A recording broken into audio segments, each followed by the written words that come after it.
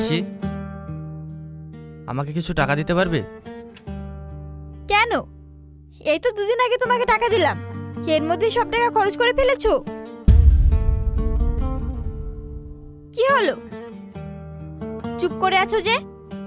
টাকা কি গাছে ধরে, না আমার কাছে টাকা ছাপানোর মেশিন আছে? এইভাবে আর কতদিন বইয়ের থেকে চলবে? লজ্জা করে না? লজ্জা? তুমি ঠিকই বলেছো, সত্যি আমার লজ্জা নেই, তাই তো নির্লজ্জার মতো তোমার কাছে টাকা চেয়ে বসি। হয়েছে হয়েছে, আর উকালতি করতে হবে না।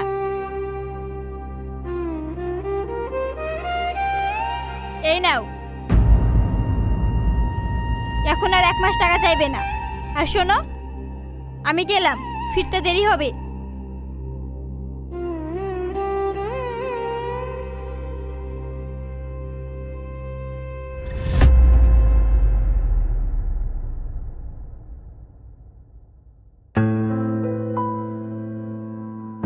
আলিফ,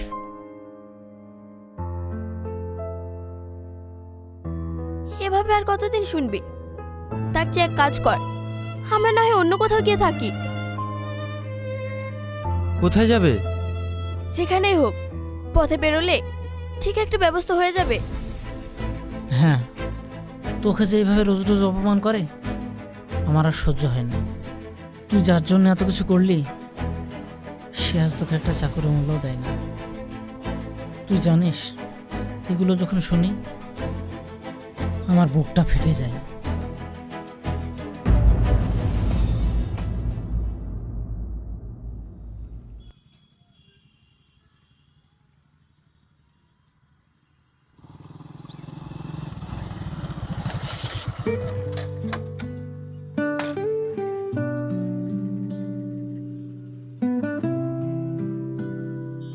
কি রে আলিফ, তুই এখানে? আর একই চেহারার অবস্থা করেছিস নিজের? যেখানে নিজের জীবন নিয়ে টানাটানি, সেখানে আবার চেহারা। কেন, কি হয়েছে? আচ্ছা ভাই, একটা ঘরের ব্যবস্থা করে দিতে পারবি? কেন রে, তোর অত বড় বাড়ি থাকতে ভাড়া বাড়ি কি হবে? হ্যাঁ, কারণ ওই বাড়িতে আমার দম বন্ধ হয়ে আসছে। আমাদের উত্তরপাড়ায় একটা ছোট বাড়ি আছে, যদি আপত্তি না থাকে তাহলে থাকতে পারিস। আচ্ছা, আমরা তাহলে কালকেই চলে যাব। কিন্তু কেন যাবি সেটা তো বললি না। সে না হয় পরে একদিন বলবো। আচ্ছা, তাহলে সময় মতো কাল চলে আসিস। ঠিক আছে। ও ভাই, দুটো চা দিও।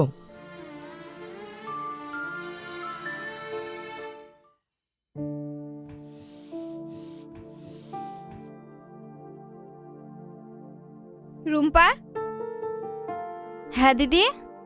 বাড়িতে কেউ নেই নাকি? কোথায় গিয়েছে?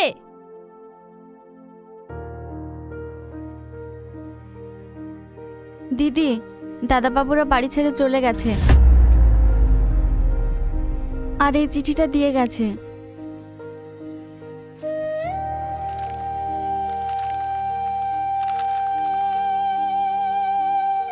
তোমার আভিজাত্য, তোমার বাড়ি, তোমার আপনজনদের নিয়ে তুমি থাকো।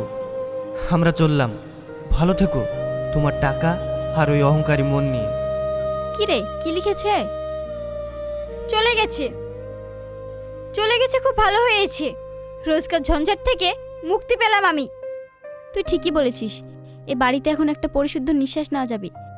তুই চিন্তা করিস না, তোর তো এখন অনেক টাকা, একটা ভালো ছেলে দেখে তোর বিয়ে দিয়ে দেব। হুম।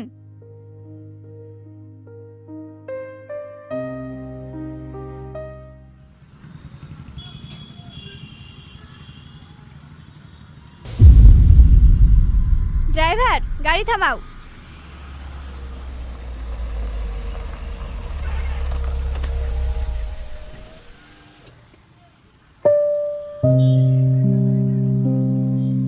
শেষ বেশ একটা লেবারের কাজ করছে। ও যা করছে করতে দে, তাতে আমাদের কি যায় আসে? দাঁড়িয়ে থেকে লাভ নেই, আমাদের আবার দেরি হয়ে যাচ্ছে। চল, অনেক শপিং করতে হবে। হুম, ড্রাইভার চলো।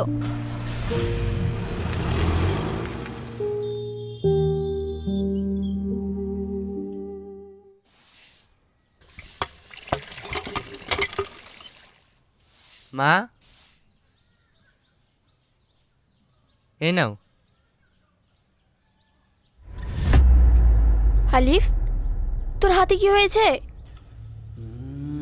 ও কিছু না মা, কাজ করতে গিয়ে একটু লেগে গেছে। সারা জীবন শুধু সুখের আশা করে গেলি বাবা, সুখ আর পেলি না।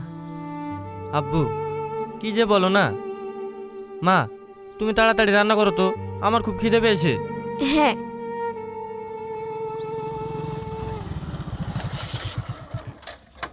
আরে ছোটন, তুই? হ্যাঁ, চলে এলাম তোদের দেখতে।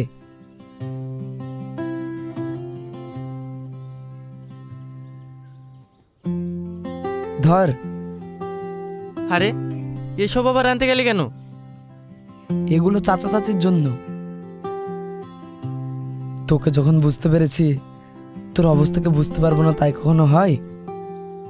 বাপ, এখন আপন বলতে তো তুমি। তোমার এই উপকার আমরা কখনোই ভুলবো না। তুমিও আমার ছেলের মতো।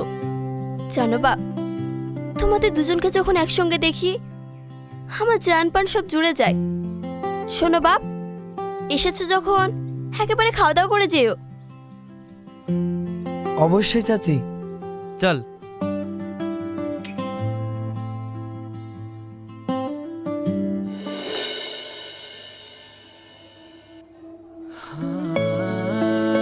আপনাকে না আজকে অনেক সুন্দর লাগছে।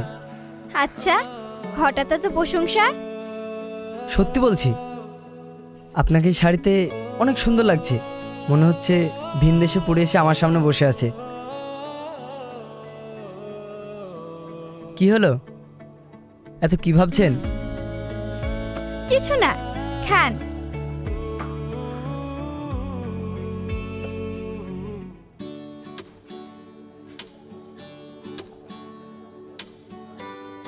আলিফ, ওটা হাসি না?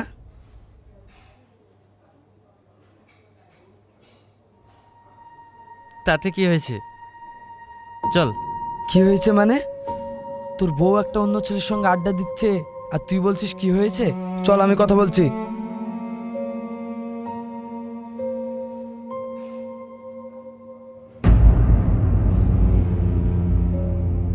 তুমি এখানে? তুমি কি আমাকে একটুও শান্তি দেবে না? কি জন্য এসেছো এখানে? টাকা লাগবে? কত টাকা চাই বলো। কত টাকা দেবে miss Hasi? What do you mean? Shut up! তুমি কি ভেবেছো নিজে কিছু টাকা রোজগার করে নিজেকে খুব বড় ভাবছো? আমি যা কিছু করেছি সব নিজের ক্ষমতায় করেছি। নিজের ক্ষমতায়? যার জন্য তুমি জীবন ফিরে পেয়েছো, যার জন্য তুমি প্রতিষ্ঠিত হয়েছো, সেই মানুষটাকে দূরে সরিয়ে রাখছো। আসলে এটাই হচ্ছে নারী পুরুষের পার্থক্য। পুরুষ বেশি রোজগার করলে সবাইকে খুশি রাখার চেষ্টা করে, আর নারী বেশি রোজগার করলে নিজের স্বামীকেই দূরে সরিয়ে রাখে। কি বলতে চাইছেন আপনি? যে মানুষ কাজ না করে স্ত্রীর টাকায় জীবনযাপন করে তার কি অধিকার আছে আমার উপর? অধিকার? তবে শোনো। চল না, ছাড় এসব। তুই থাম, আমাকে বলতে দে।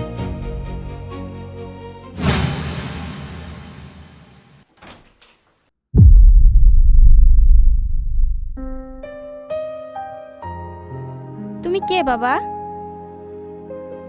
আমি হাসির স্বামী, আলিফ। ও, তাহলে তুমি আমার সহজ সরল মেয়েটাকে ভুলিয়ে ভালিয়ে নিয়ে গেছো? তা এখন কি জন্য এসেছো শুনি? হাসির খুব শরীর খারাপ, আপনারা যদি গিয়ে একবার দেখে আসতেন। ও বুঝেছি, তুমি কিছু বুঝতে পারছো? না তো। আরে ও সরাসরি টাকা চাইতে পারছে না, তাই আমাদের ডাকতে এসেছে, বুঝলে? এই ব্যাপার? যখন ভালোবেসে বিয়ে করেছো, সংসার করছো, তাহলে সব দায়িত্বটাও তোমার। তাছাড়া ওই মেয়েকে আমরা ভুলে গেছি। এখন তুমি ওকে কিভাবে ঠিক করবে সেটা তোমার ব্যাপার। তুমি এখন আসতে পারো।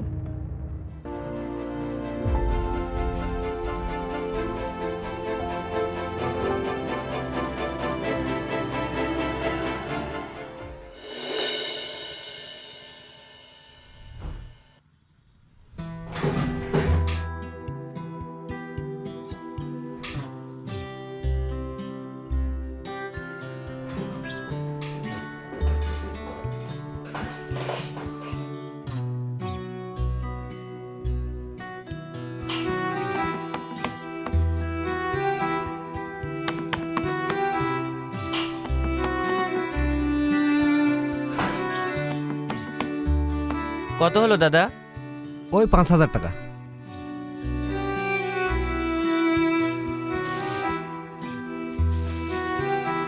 হ্যাঁ নিন।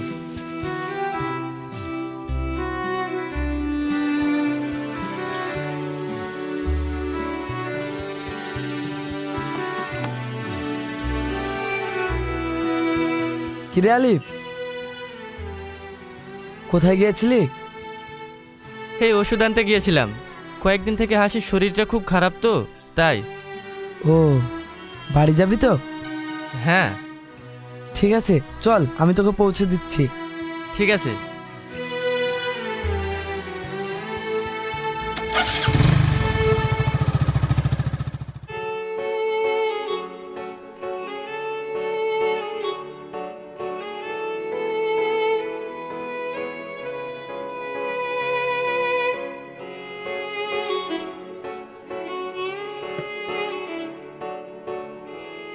আলিফ, মন খারাপ করে এভাবে বসে আছিস যে? কি হয়েছে? কি রে, কিছু বলছিস না যে? কি হয়েছে বল। মা, তোমার বৌমার দুটো কিডনি নষ্ট হয়ে গেছে। হ্যাঁ? হ্যাঁ, ডাক্তার বলেছে অন্তত একটা কিডনি হলেও ব্যবস্থা করতে, না হলে ওকে বাঁচানো যাবে না। কি হয়েছে? আব্বু, হাসির দুটো কিডনি নষ্ট হয়ে গেছে। আসতে বল বাবু, বৌমা শুনতে পাবে। এখন কি করবো ভাবছিস? ভাবছি আমি একটা কিডনি দেব। কি বলছিস? হ্যাঁ, ও বাঁচলেই তো আমি বাঁচবো, তাছাড়া। আচ্ছা, তাই হবে। কিন্তু অপারেশন করতে তো অনেক টাকা লাগবে। এত টাকা তুই কোথায় পাবি? সে চিন্তা তোমরা আমার উপর ছেড়ে দাও, আমি ঠিক টাকার ব্যবস্থা করে নেব। ঠিক আছে।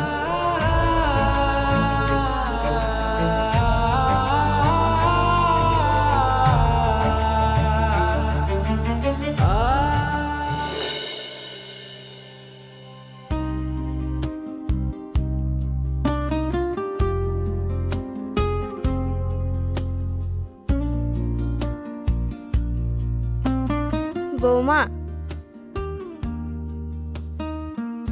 তুমি কোনো চিন্তা করো না, ভালোভাবে তোমার অপারেশন হয়ে গেছে। তুমি সুস্থ হলে আমরা তোমাকে বাড়ি নিয়ে যাব। আপনার ছেলেকে তো দেখছি না। ওর আসতে একটু লেট হবে। পেশেন্টের সাথে বেশি কথা বলা যাবে না, সাইডে যান।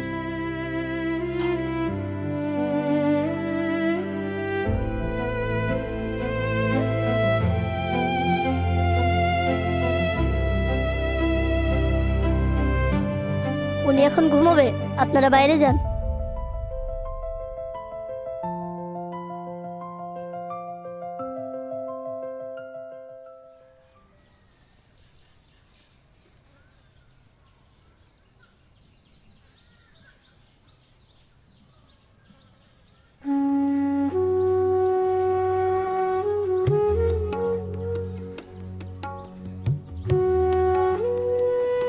এখানে একটা সই করে দিন।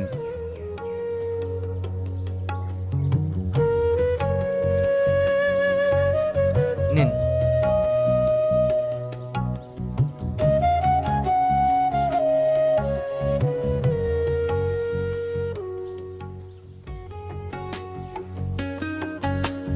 কিসের চিঠি এসেছে রে বাপ? মা, তোমার বৌমা যে এসএসসির পরীক্ষাটা দিয়েছিল না, ওটাতেও চাকরি হয়ে গেছে। বাহ, এ তো খুব খুশির খবর। আলহামদুলিল্লাহ, আল্লাহ এবার আমাদের মুখ পানে তাকিয়েছে। হ্যাঁ আব্বু, চলো হাসিকে খবরটা দিই। মা, ঘরে মিষ্টি আছে তো? হ্যাঁ, চলো।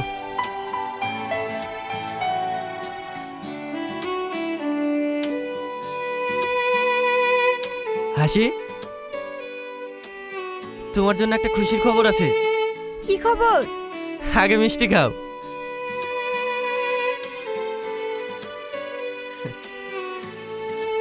হঠাৎ মিষ্টি কিসের জন্য? তুমি আজ থেকে হাসি না, হাসি ম্যাডাম। আসলে তুমি যে পরীক্ষাটা দিয়েছিলে না, ওটাতে তোমার চাকরি হয়ে গেছে। সত্যি? হ্যাঁ, এই দেখো।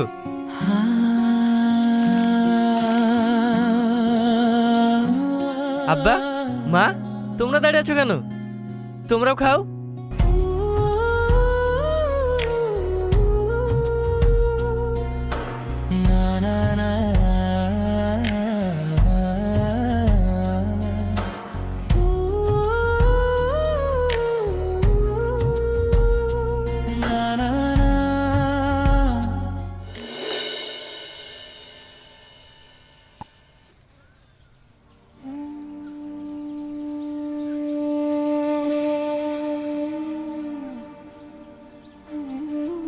কিরে বাবু,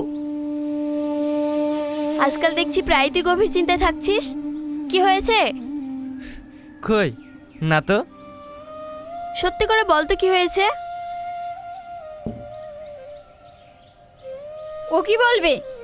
আমি বলছি, এই বাড়িটার আপনাদের নেই, এই বাড়িটা বিক্রি হয়ে গেছে। কি?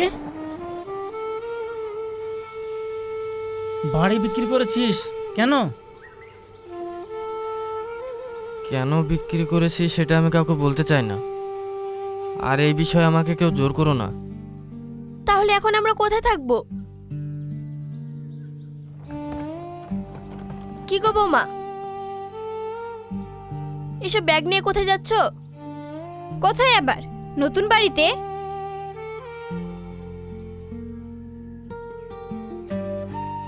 নতুন বাড়ি মানে?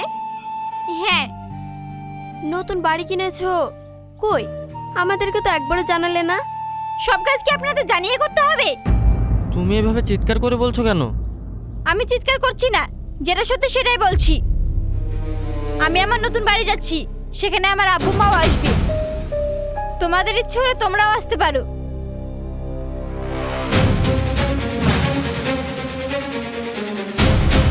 সেদিন এই বাড়িটা তোমার জন্য বিক্রি করেছিল। তুমি একটা স্বার্থপর টক্সিক মহিলা। তোমাদের মতো নারীরা শুধু পুরুষের জন্য নয়, সমাজের জন্য খুব ভয়ানক। আর এই যে তুমি বেঁচে আছো, এই জীবনটাও না আমার বন্ধুর দেওয়া, যে তোমাকে নিজের শরীরের অঙ্গ দিয়ে বাঁচিয়েছে। তাকেই তুমি দিনের পর দিন অপমান করেছো। তোমার তো লজ্জা হওয়া উচিত। চল না, এখানে আমার মোটেও ভালো লাগছে না। হ্যাঁ চল।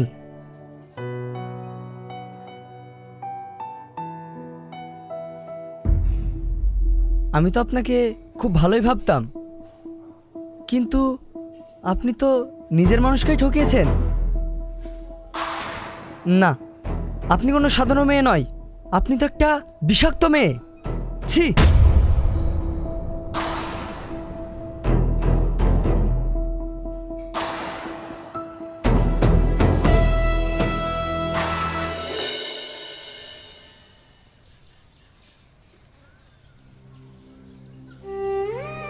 তুমি এখানে নতুন করে আবার কি ভাঙতে এসেছো?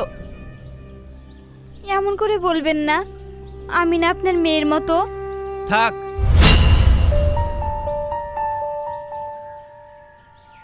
মেয়ে তাও বা তুমি? না, তুমি তো কারো বউ হবারই যোগ্যতা রাখো না, মেয়ে তো দূরের কথা। এরকম করে বলো না প্লিজ। আমি যা করেছি সেটা অন্যায় করেছি, তার জন্য তুমি আমায় যা শাস্তি দেবে আমি মাথা পেতে নেব। তোমার মতো নারীকে শাস্তি দেওয়ার মতো ক্ষমতা বা ইচ্ছা কোনোটাই আমার নেই। আমি আল্লাহর কাছে দোয়া করব তোমার মতো মেয়েদের কাছে থেকে যেন আমার মতো ছেলেদের দূরেই রাখে। প্লিজ তুমি আমাকে ক্ষমা করে দাও। আমি চাই না দ্বিতীয়বার আমাকে কেউ দংশন করে আমার জীবনটাই বিষক্রিয়া করে দিক। আমি তোমার এই মুখ আর দেখতে চাই না। আমি যেমন আছি খুব ভালোই আছি, আর এইভাবেই থাকতে চাই। বাবা, আমার মেয়েটাকে কি শেষবারের মতো ক্ষমা করে দেওয়া যায় না? হ্যাঁ বাবা, তুমি আমার মেয়েটাকে ক্ষমা করে দাও। থাক, শুনুন, মেয়েকে সাহস না দিয়ে এই অনুরোধটুকু যদি অনেক আগে করতেন তাহলে হয়তো আমার সংসারটা ভাঙতো না। আপনাদের আমি অনুরোধ করছি, ওকে এখান থেকে নিয়ে যান। আমি ডিভোর্স পেপার পাঠিয়ে দেব। প্লিজ সইটা করে আমাকে মুক্তি দিও। আব্বু চলো।